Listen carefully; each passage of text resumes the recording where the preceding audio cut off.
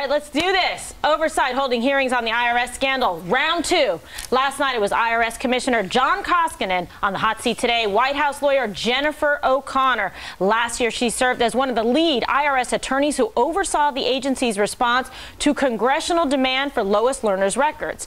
Now Republicans pressing O'Connor if she knew then about the 2 years of Lerner's emails lost, possibly forever, after a computer crash in 2011.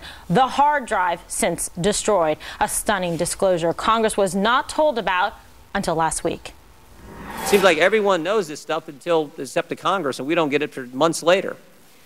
So again, what I'd like to be able to do is be as helpful as I can with what I knew when I was Well, at the IRS. it would have been helpful if you'd had those answers to those questions. Do you know if the White House counsel's office, once they got this information that, in fact, Lois Lerner's emails in a critical 2-year time frame were lost, do you know if the White House counsel's office told the FBI and told the Justice Department? So what I can tell you is what I knew when I was at the IRS. No, I'm talking about now. You work at the White House counsel's office. They knew this information in April. We didn't know it till June. There's a 2-month time difference there. In that time, did the White House counsel's office tell the FBI? I mean, remember what the president said. He said he's angry about this. People have to pay. This is outrageous. There's no place for this. This is all the things he said when this scandal broke. So I'm wondering if you get important information like Lois Lerner's emails are lost, did you share that with the agency doing the criminal investigation? You say, hey, this is serious. We better get this information to the FBI and to the Justice Department. Did you guys do that? I'm happy to answer questions about my time at the IRS. I was there. I'm asking, did your boss, did the folks you work for at the White House counsel's office, when they got this critical information, did they share it with the Justice Department? Mr. Eggleston actually started the same day that I did, so our tenures are the same. He's the one who wrote the letter to Dave Camp saying they learned of it in April from the Treasury's chief counsel. When he got that important information, did he get it to the folks who were running the criminal investigation? That's important. Or do you think there's no duty for the White House when they got critical information? There's no duty, no obligation to share that with the Justice Department who's running a criminal investigation? You don't think they have to do that? So they can just sit on the information? The gentleman's time has expired. You may answer the question. I'm happy to work with you and with your staff to try to get you information as we can to answer your questions about my time at the White House. Mr. Chair, if I could, that wasn't the question.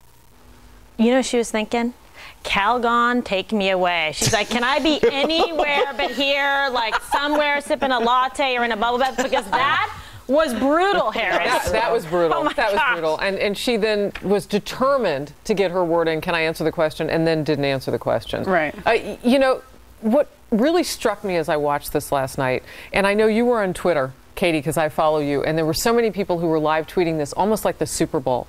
People were like, drop the mic, walk away. These people have no answers. Not only did they have all weekend to prepare, right, like a final exam, they were given 15 questions ahead of time by Representative Issa. Like all they had to do was study up, Buttercup. How's that not fair, right? I'm just flabbergasted. But one thing struck me as I was on Twitter last night, and I'm going to use Katie as my example of people on fire. So 2 to 5% of the IRS employees, this is your tweet, have hard drive failures. Lois Lerner just happened to be one of those employees at the right time. There is such a suspension of belief in all of this. It's amazing to me.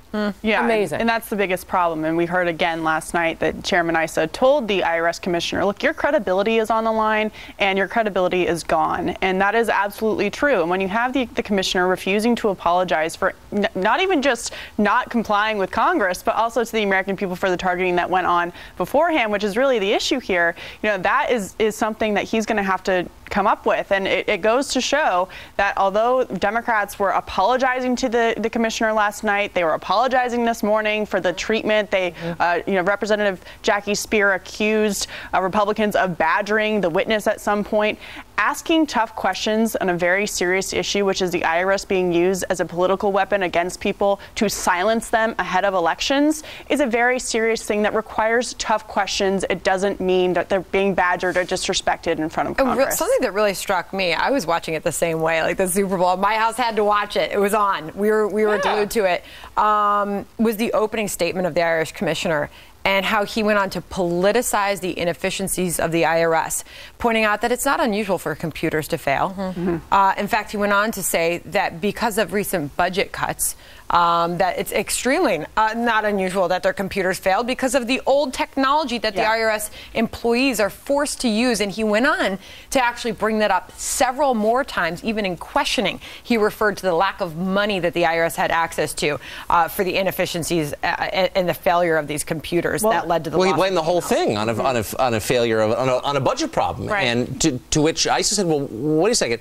If I don't pay my taxes, can I just say, well, I just don't have the money to comply with IRS regulations? Right. See how that works? Well, it doesn't. But this is exactly why that exchange between Jim Jordan, who, by the way, is one of the few members of Congress who can ask a coherent question, is fantastic, and O'Connor is the reason that Democrats in the committee were so apoplectic about O'Connor being called. They have the answer to every question she was asked. They're just not giving them. Right. And that looked awful. It because there aren't any good answers. There aren't any good answers. It all shows like misdeeds and, let's be honest, malfeasance on their part. Right. But it just keeps on getting better. Now listen to this. This is an exchange from Jason Chaffetz and Koskinen, and we'll get your thoughts. Tucker.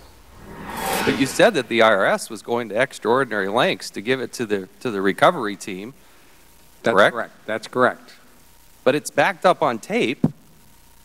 For 6 months, yes. And that was within the 6-month window. So why didn't you get him off the backup? All I know about that is that the backup tapes are disaster recovery tapes that put everything in one lump, and extracting individual emails out of that is very costly and difficult. And it was not the policy at the time. Did anybody try? I have no indication that they did.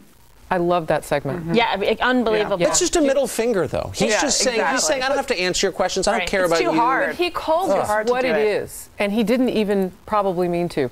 This was a disaster. Our liberties were stepped on.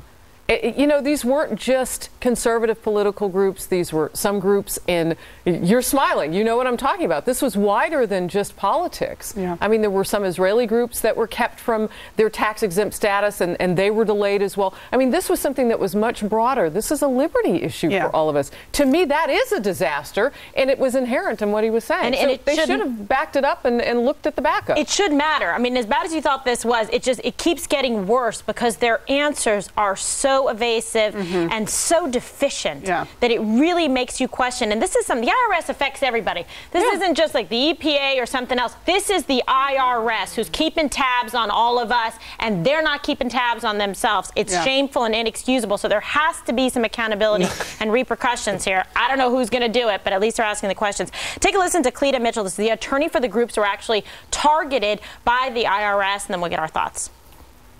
Now they're saying that they just conveniently lost the most relevant emails of the central figure in this investigation, who has pleaded the Fifth to avoid potential criminal prosecution.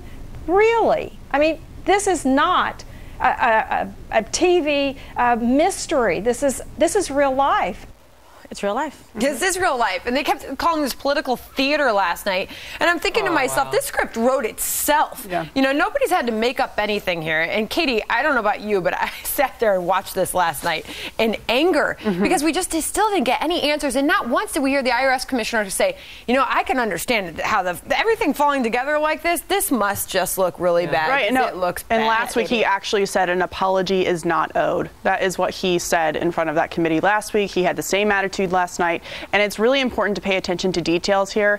When the IRS commissioner talks about personal computer hard drive crashes, we don't have time to get into even this today. We're not getting into the fact that we're not talking about servers, okay? There's a huge difference between someone's personal hard drive crashing and servers that are saved off. And they had a whole contract with a company that does exactly that, saves emails in a server off base. And that's really agency important. that does that. The NSA does that. Like we have a whole agency that could find these emails. You know the NSA has those emails. And if not the NSA, Edward Snowden. Yeah.